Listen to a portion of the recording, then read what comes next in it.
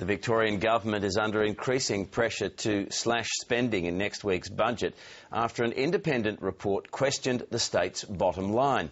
The report found the state's debt level was unsustainable. The Premier admits it's a problem, but says we'll have to wait for the budget to see how he intends to tackle it.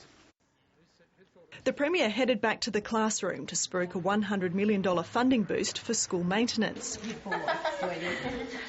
But he came with yet another warning that the state is far from rolling in cash. It's a serious issue, but it's not a disaster. An independent report commissioned soon after the election has found the state's financial position is unsustainable. It says government spending is outstripping revenue growth and public debt has soared over the past 3 years. It warns that if the trend continues, the government will have to borrow even more to pay for public wages and infrastructure projects. This report actually highlights that we were right. We were right to call for greater savings. The opposition says the report is an insult to Treasury officials and the Auditor-General, who have signed off on previous budgets. And it's questioned why the report was delivered to the Treasurer, but the explaining was left to the Premier. Kim Wells is a person who is not up to the serious job of being the state's Treasurer, so it's not surprising that he's unwilling to front today.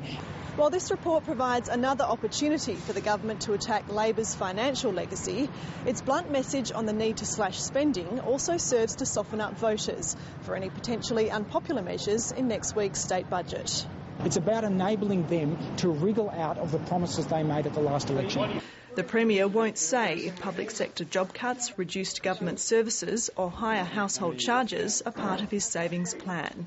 Well, I'm simply saying what I've said before, is that we're not looking to reduce any frontline services. He and his Treasurer have less than a week to finalise their own blueprint for the state's financial future. Frances Bell, ABC News, Melbourne.